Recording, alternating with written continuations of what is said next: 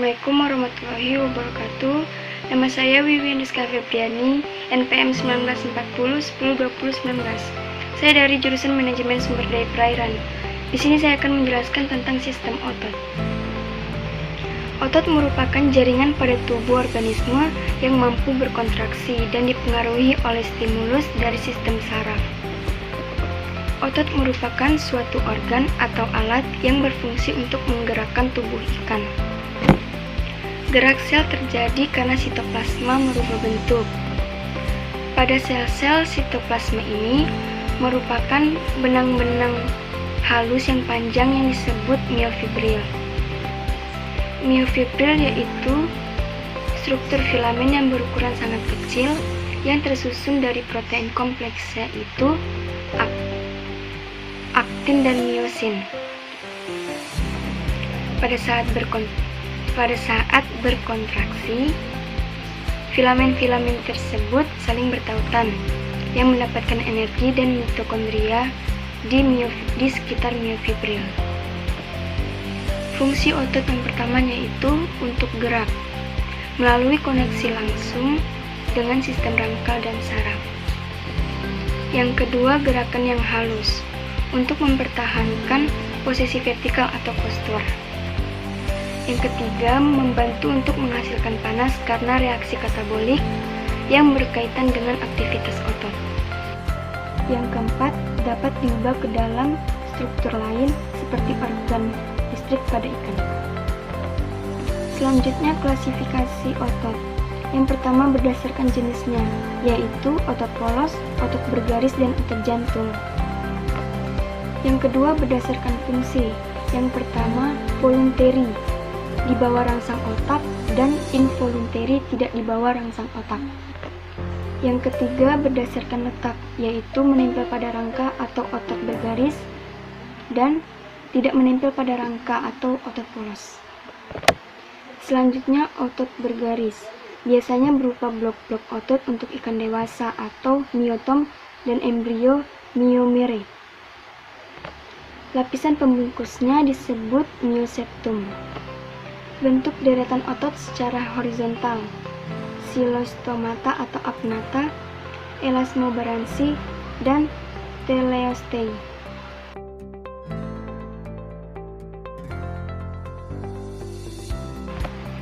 Yang terdapat pada otot bergaris, yang pertama otot oculomotor, yang terdapat pada mata dengan jumlah 3 pasang.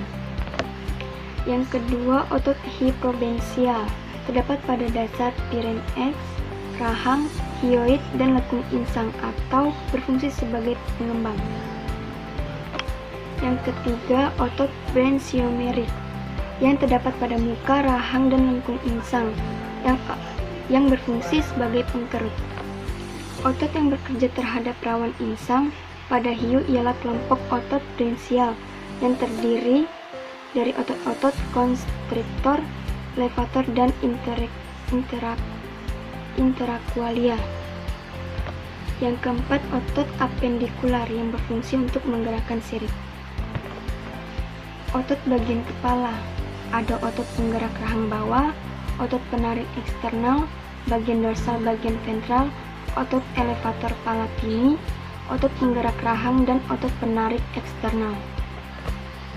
Otot pada sirip berpasangan ada abduktor atau menegangkan, ada adduktor atau mengendurkan, ada otot tipis di antara jari-jari sirip untuk melipat dan mengembang, otot sirip tunggal, otot sirip berpasangan, abduktor, ekduktor, dan otot tipis.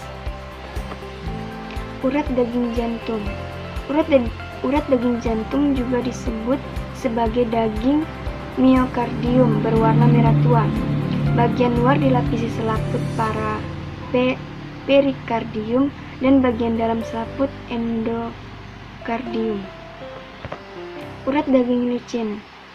Otot usus melingkar dan memanjang untuk menggerakkan makanan secara peristaltik. Atau gelembung renang juga mempunyai otot seperti ini. Selanjutnya otot arteri, yaitu melingkar untuk mempertahankan tekanan darah. Selanjutnya otot pada saluran pembuangan untuk menggerakkan hasil yang akan disekresikan, yaitu saluran ekskresi dan saluran reproduksi. Selanjutnya otot pada mata yang mengatur lensa untuk menyesuaikan cahaya yang masuk. Selanjutnya organ berlistrik.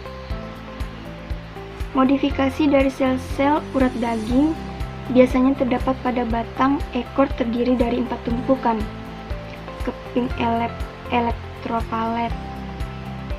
Tiap keping terdiri dari zat seperti agar-agar yang halus di satu sisi dan di sisi lainnya kasar. Jika saraf memberi rangsangan baru, ada aliran plus dan min. Keping tersusun secara seri sehingga semakin banyak voltasenya. Berikut penjelasan melalui gambar.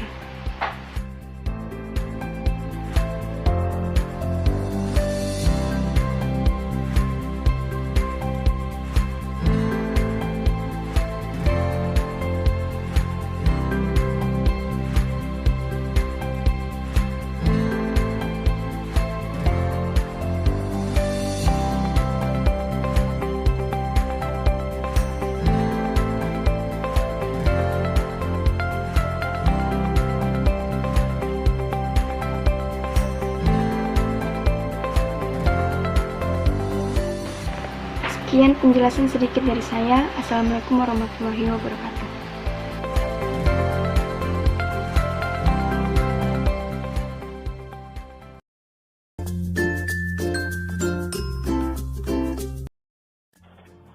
Bismillahirrahmanirrahim. Assalamualaikum warahmatullahi wabarakatuh. Perkenalkan, nama saya Muhammad Rasi, mahasiswa jurusan Manajemen Sumber Daya Perairan, Fakultas Perikanan dan Ilmu Kelautan, Universitas Borneo Tarakan. Di sini saya akan membuat video dan menjelaskan tentang sistem rangka, khususnya sistem rangka pada ikan. Apa sih sebenarnya sistem rangka itu? Sistem rangka pada ikan seperti halnya pada golongan vertebrata lainnya, berfungsi untuk menegakkan tubuh, menunjang dan menyokong organ-organ tubuh, serta berfungsi pula dalam proses pembentukan butir darah merah. Pada beberapa ikan, modifikasi tulang penyokong sirip menjadi penyalur sperma ke dalam saluran reproduksi ikan betina. Sistem rangka dibagi menjadi beberapa, yaitu 1. Rangka aksial. Di sini dijelaskan bahwa rangka aksial terdiri dari tulang tengkorak, tulang punggung, dan tulang rusuk. Secara umum, perkembangan embrionik tengkorak ikan berasal dari 3 sumber, yaitu chondrocranium atau neurocranium, dermocranium, dan splagcranium. Chondrocranium adalah pembungkus otak, pada mulanya berasal dari tulang rawan, kemudian akan berganti menjadi tulang sejati pada waktu embrio. Tengkorak dibentuk dari sepasang rawan parakhordal yang sejajar dengan ujung depan metochorda dan sepasang rawan trabecual yang terletak di bagian anterior rawan parakhordal. Setiap rawan parakhordal mengadakan perkembangan dan meluas pada tiap-tiap sisinya ke bagian anterior sampai ke kapsul optik, membentuk basa plate bone 1979. Lalu kemudian ini adalah gambar dari rangka aksial, yaitu gambar A menjelaskan tentang diagram tulang pipi. Baru yang kedua, yang bagian B menjelaskan tentang diagram tulang tengkorak ikan. Di sini diambil adalah diagram tengkorak ikan tuna, yang bagian B-nya. Kemudian kita maju ke bagian kedua, yaitu rangka pisceral. Rangka pisceral terdiri dari struktur tulang yang menyokong insang dan mengelilingi pharynx. Struktur ini terdiri dari 7 tulang lengkung insang. 2 lengkung insang yang pertama menjadi bagian dari tulang-tulang tengkorak, sedangkan 5 lainnya berfungsi sebagai penyokong insang. Ini adalah gambar dari rangka pisceral atau ruas tulang punggung ikan. Seperti inilah gambarnya. Lalu kita masuk ke morfologi ikan. Apa sih sebenarnya morfologi ikan? Morfologi ikan sangat berhubungan dengan habitat ikan tersebut di perairan, dan pengenalan struktur ikan tidak terlepas dari morfologi ikan yang bentuk luar ikan yang merupakan ciri-ciri yang mudah dilihat, diingat, dan mempelajari yang mengindikasi ikan. Lalu di sini dikategorikan ke dalam bentuk 6 kelompok, yaitu 1. Rover predator atau predator aktif. 2. Lee in wait predator, predator tak aktif. 3. Source oriented fish, ikan pelagik. 4. Bottom fish, ikan demersal. Dan 5. Ikan bertubuh bulat besar. Lalu di sini saya jelaskan apa sih sebenarnya itu predator aktif dan lain-lainnya. Predator aktif adalah ikan ini mempunyai bentuk tubuh yang langsing atau lurus, fusiform, dengan mulut di ujung terminal dan batang ekor menyempit atau kecil dengan bentuk ekor cagak atau bulan sabit. Kemudian, apa itu predator tak aktif? Predator tak aktif merupakan kelompok ikan piscivora yang mempunyai bentuk tubuh yang cocok untuk menangkap mangsa dengan cara menghadang ikan-ikan berenang cepat. Kemudian kita masuk ke ikan pelagik. Ikan ini umumnya berukuran kecil, bentuk mulut superior, kepala berbentuk pipi datar dengan mata lebar, dan sirip punggung berada di bagian belakang badan. Kemudian ikan demersal. Ikan demersal mempunyai bentuk tubuh yang beragam, gelembung renang, dan ikan-ikan kelompok ini memproduksi atau tidak ada. Lalu kita masuk yang ke ikan berbadan membulat. Ikan berbadan membulat, ikan ini mempunyai ukuran tubuh 1/3 dari panjang standar, jarak antara hidung hingga pangkal ekor. Sirip punggung dan sirip anal memanjang, dan sirip datar terletak lebih tinggi, sedangkan sirip pelvik lebih rendah dari badan. Kemudian yang terakhir adalah ikan dengan bentuk badan seperti belut. Golongan ikan ini mempunyai badan yang panjang dengan bentuk kepala tumpul, ekor meruncing atau membulat. Jika dijumpai sirip-sirip yang berpasangan, misalnya sirip dada, biasanya kecil, sedangkan sirip punggung dan sirip anal sangat panjang. Sisik berukuran sangat kecil atau tidak ada sama sekali. Ikan-ikan ini seringkali berada di celah-celah atau lubang dari karang atau batuan.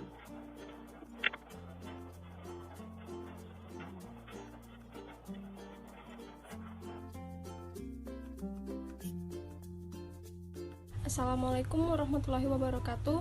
Perkenalkan, nama saya Tiara Wulandari. NPM saya 1940102017. Saya jurusan Manajemen Sumber Daya Perairan Lokal B. Langsung saja saya mulai untuk membahas materinya. Di sini saya akan menjelaskan tentang sistem pencernaan pada ikan. Yang pertama, apa itu pencernaan? Jadi pencernaan adalah suatu proses penyederhanaan makanan melalui mekanisme fisik maupun kimiawi sehingga menjadi bahan makanan yang mudah diserap dan disebarkan ke seluruh tubuh melalui sistem peredaran. Kemudian disambung dengan sistem pencernaan organ yang berhubungan dengan pengambilan makanan serta pengeluaran sisa-sisa makanan yang tidak tercerna keluar dari tubuh.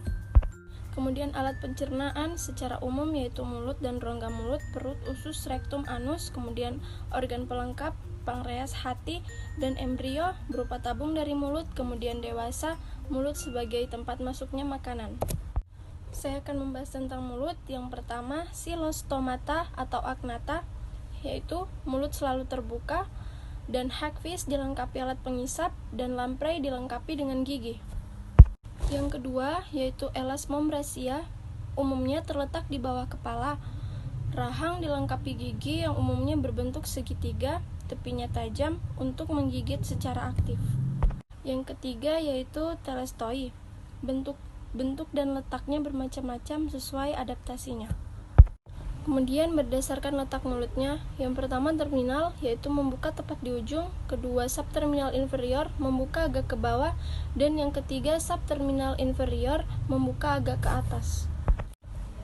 Kemudian kerongkongan terletak di antara parnix dan lambung, dan pembuluhnya yang pendek sekali, kadang suka dilihat atau dibedakan, biasanya juga pembuluh dari gelembung renang. Kemudian lambung yaitu tempat pengumpulan makanan sebelum dicerna, dan tidak semua ikan punya lambung seperti ikan mas. Kemudian pankreas pada ikan mas tidak berbentuk khusus, dan pada vertebrata Saya juga akan membahas tentang kelenjar pencernaan. Yang pertama, hati. Hati adalah salah satu kelenjar pencernaan. Organ ini umumnya terletak di depan lambung, di bawah kerongkongan memanjang sampai belakang usus. Yang kedua, pankreas. Pankreas berfungsi dalam proses pencernaan makanan, yakni protase dan karbohidrase. Sebenarnya pankreas merupakan organ yang memiliki fungsi ganda sebagai organ eksokrin dan organ endokrin. Dan yang ketiga yaitu kantung empedu. Kantung empedu berupa kantung tipis yang berisikan empedu. Kantung ini menempel pada bagian bawah hati. Fungsi dari kantong empedu ini untuk menampung atau menyimpan empedu. Dan yang terakhir, saya akan membahas tentang kelompok ikan yang berdasarkan jenis makanan. Yang pertama, herbivora, yaitu ikan yang memakan tumbuhan, contohnya ikan nila dan ikan bandeng. Kedua, karnivora, ikan yang makanannya berasal dari bahan-bahan hewani, yaitu ikan belut, ikan lele, dan ikan kakap. Dan yang ketiga, omnivora, ikan yang makanannya berasal dari hewan dan tumbuhan, yaitu ikan mas, ikan gurami, ikan mujair. Dan yang keempat, pemakan plankton, yaitu ikan yang memakan plankton adalah ikan belanak. Dan yang kelima, pemakan detritus, yaitu ikan yang makanannya dari sisa hancuran bahan organik, contohnya ikan belanak. Sekian materi tentang sistem pencernaan ikan, kurang lebihnya mohon dimaafkan. Assalamualaikum warahmatullahi wabarakatuh.